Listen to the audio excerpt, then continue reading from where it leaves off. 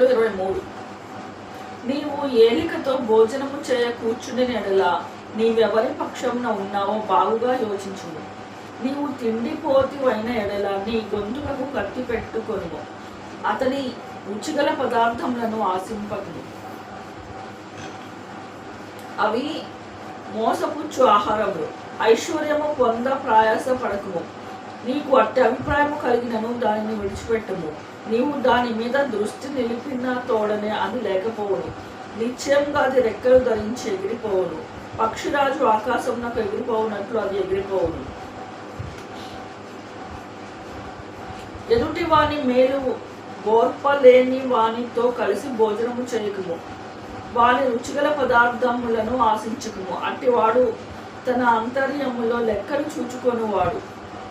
తినుము తాగుము అని అతడు నీతో చెప్పనే కానీ అది హృదయంలో నుండి వచ్చు మాట కాదు. నీవు తినిన దానిని కక్కివేయుదువు. నీవు పలికిన ఇంపైన మాటలు వ్యర్థములగును. భక్తిహీనుడు వినగా మాటలాడకుము. అట్టివాడు నీ మాటలోని జ్ఞానమును తృణీకరించుము. పురాతనమైన పొలిమేర రాతిని తీసివేయకుము. తల్లిదండ్రులు లేని వారి పొలములోనికి నీవు చొరబడకూడదు. వారి విమోచకుడు బలవంతుడు. ఆయన వారి పక్షమున నీతో వాద్యమాడును. ఉపదేశము మీద మనస్సు ఉంచుము. తెలివిగల మాటలకు చెవియొగ్గుము. నీ బాలులను శిక్షించుట మానుకొనకుము. బెత్తముతో వానిని కొట్టినెడలా వాడు చావకుండును. బెత్తముతో వానిని కొట్టినెడలా పాతాళమునకు పోకుండా వాని ఆత్మను నీవు తప్పించదవు. నా కుమారుడా, నీ హృదయమునకు జ్ఞానము లభించినడలా నా హృదయము కూడా సంతోషించును. నీ పెదవులు యథార్థమైన మాటలు పలుకుట విని నా అంతరంద్రియములను ఆనందించుము. పాపులను చూచి నీ హృదయము అందు మత్సరపడకుము. నిత్యము యెహోవా యందు భయభక్తులు కలిగి ఉండుము. నిశ్చయముగా ముందు గతి రానే వచ్చును. నీ ఆశ భంగము కానేరదు. నా కుమారుడా, నీ విని జ్ఞానము తెచ్చుకొనుము. నీ హృదయమును యథార్థమైన త్రోవడయందును చక్కగా నడిపించుకొనుము. ద్రాక్షారసము త్రాగు వారితోనైనను మాంసము హెచ్చుగా తిను వారితోనైనను సహవాసము చేయకుము. తాగుబోతులు తిండిబోతులను దరిద్రులగును. నిద్ర మత్తు చింపి గుడ్డలు ధరించుటకు కారణమగును.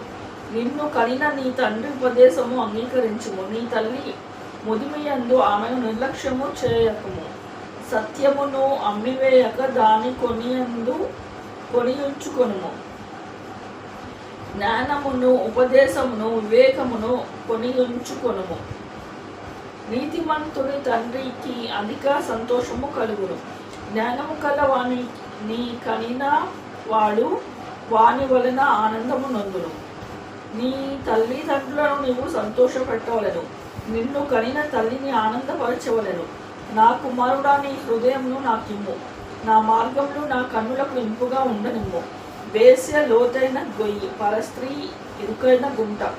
దోచుకొని వాడు పొంచి ఉండునట్లు అది పొంచి ఉండును.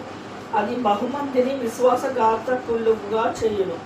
ఎవరికి శ్రమ, ఎవరికి దుఃఖము, ఎవరికి జగడములు, ఎవరికి చింత, ఎవరికి హేతువు లేని గాయములు, ఎవరికి మంద దృష్టి. ద్రాక్షారసంతో వద్దు పుచ్చువానికే కదా, కలిపిన ద్రాక్షారసము రుచి చూడ చేరువానికే కదా. ద్రాక్షారసము మిక్కిలి ఎర్రబడగను, గిన్నెలో తళతళలాడుచుండగను, త్రాగుటకు రుచిగా ఉండగను. దాని వైపు చూడకము. పిమ్మట అది సర్పము వలె కరచును, కట్లపాము వలె కాటువేను. విపరీతమైనవి నీ కన్నులకు కనపడును. నీవు వెర్రి మాటలు పలుకుదువు. నీవు నడి సముద్రమున పడుకొను వాని వలె ఉందువు. ఓడ కొయ్య చివరను పండుకొని వాని వలె ఉందువు. నన్ను కొట్టినాను, నాకు నొప్పి కలగలేదు. నా మీద దెబ్బలు పడినను నాకు తెలియలేదు. నేనెప్పుడు నిద్ర మేల్కొందును, మరలా దానిని వెతుకుదును అని నీవు అనుకొందువు.